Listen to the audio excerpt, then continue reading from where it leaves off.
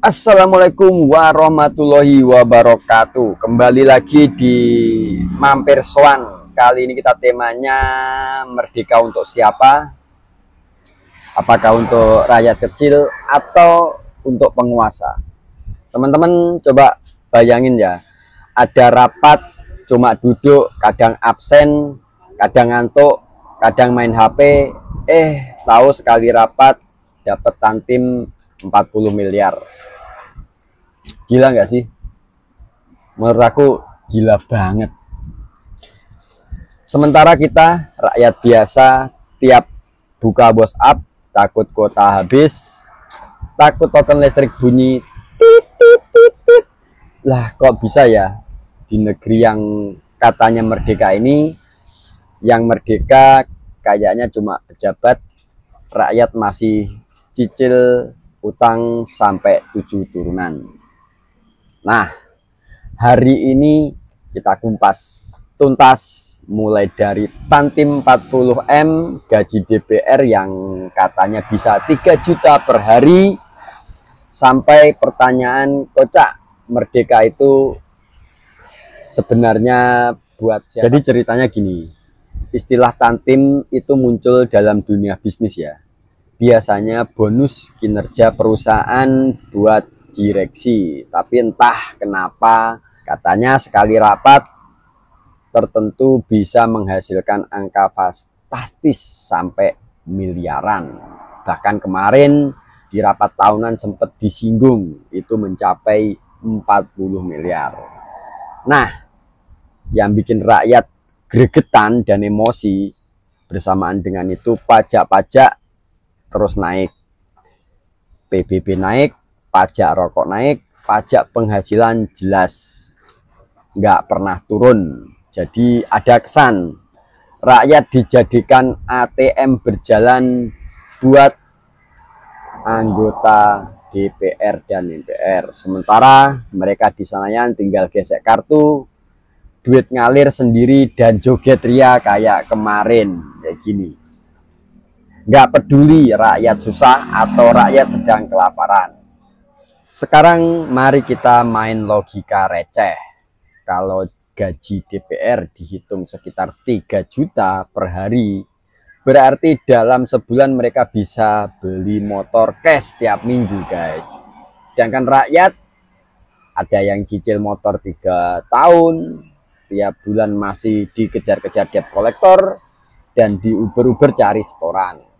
Lucunya lagi, kalau mereka salah ngomong tinggal bilang itu bercanda kok, sorry maaf, tidak memikirkan efek buat rakyat kecil. Lah, kalau rakyat bercanda telat bayar pajak, langsung surat peringatan, denda, bahkan bisa disita barang. Jadi kayaknya bercanda itu cuma hak istimewa. Kalau rakyat bercanda salah bisa dianggap menghina. Tapi kalau DPR bercanda salah malah kita disuruh maklum. Ini negara apa grup stand up komedi ya? Mungkin netizen bisa komentar di bawah terkait beberapa keputusan dari wakil rakyat yang mungkin sedikit bikin rakyat yang agak geram. Kadang tuh saya mikir, mungkin yang duduk di parlemen itu mirip IO atau event organizer. Bedanya kalau IO biasa mereka harus nyari sponsor mati-matian, door to door tiap gedung, tiap instansi. Kalau IO Senayan sponsornya ya siapa lagi kalau bukan rakyat kecil atau kita semua. Lewat aturan-aturan yang mereka memaksa rakyat keluarkan uang demi nafsu kantong serakah para pejabat. Sedikit miris banget di negeri. Kita sembari ngopi dulu. Menariknya itu yang kemarin pas saat sidang tahunan. Ketika rakyat lagi susah, pejabat yang antri beras murah sampai panjang, mereka malah sibuk joget di Senayan mendengarkan gaji 3 juta per hari tanpa mikirin beban rakyat di punggung sampai tiap malam begadang, bahkan ada yang jadi kayaknya bercanda itu cuma hak istimewa para elit politik yang di Senayan. Kadang saya mikir mungkin para elit Senayan itu ibarat IO atau event organizer. Bedanya kalau IO biasa harus nyari sponsor gedung ke gedung mati-matian. Kalau IO Senayan sponsornya ya kita-kita ini lewat aturan yang memaksa rakyat harus mengeluarkan uang demi nafsu kantong serakah para pejabat di atas. Mungkin kita bisa bayangin ya, gaji DPR kalau dihitung-hitung 3 juta per hari, belum termasuk tunjangan, belum termasuk fasilitas, dan belum termasuk lain-lain. Dan yang lebih lucu, kalau mereka bikin kebijakan selalu ngasal, tanpa harus memikirkan rakyat yang di bawah. Salah tinggal tip X dan bilang itu bercanda, atau membuat statement di media massa. Kadang kita itu agak mikir ya,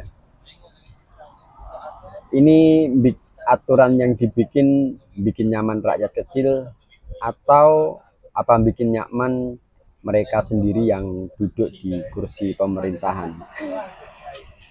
Sorry. Bahkan hukum itu ternyata seperti sinyal wifi, kuat saat dekat sinyalnya dan akan lemah ketika jauh dari sinyal tersebut. Nah, ini yang bikin sedikit seru ya. Setiap kali aturan baru keluar, rakyat kecil selalu jadi korban. Dari UUD sampai aturan turunan, rasanya kayak sudah dipesan khusus dari para elit. Bukan untuk rakyat, tapi untuk kepentingan segelintir orang. Memang kadang agak menyakitkan sebagai rakyat kecil.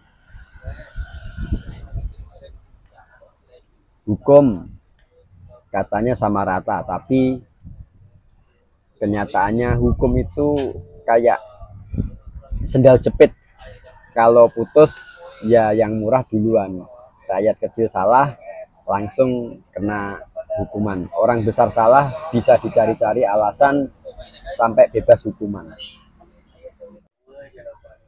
Kita bisa bayangin ya, 40 miliar sekali rapat, 3 juta per hari, aturan pesanan plus hukum kayak sendal jepit.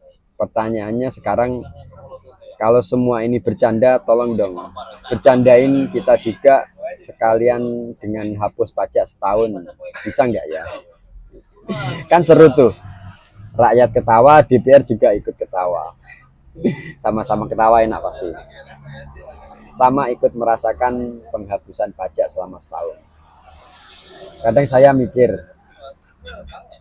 kalau merdeka kok rasanya kita ini masih dijajah. Tapi bedanya yang menjajah sekarang ya orang kita sendiri. Bukan orang yang dulu bawa meriam, bawa senapan. Sekarang itu lebih ke pasal-pasal atau aturan-aturan dan UUD pesanan bikin kita semua susah makan. Jadi gimana nih menurut kalian atau teman-teman, sekali rapat 40 miliar, gaji 3 juta per hari, rakyat kecil yang terus dihantam aturan dan pajak, apakah ini adil?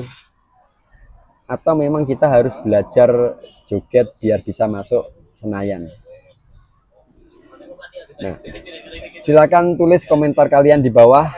Apakah kalian setuju kalau DPR itu sebenarnya punya bakat jadi boyband K-pop? Soalnya mereka udah kompak untuk joget seperti kemarin. Tinggal musik yang kurang, tinggal nambah dikit biar pas. Kira-kira lagu yang kemarin dibawakan di sidang tahunan DPR kena royalti LMKN enggak ya? Apakah rakyat masih bisa dibilang merdeka kalau tiap hari harus jadi korban aturan dan UUD pesanan?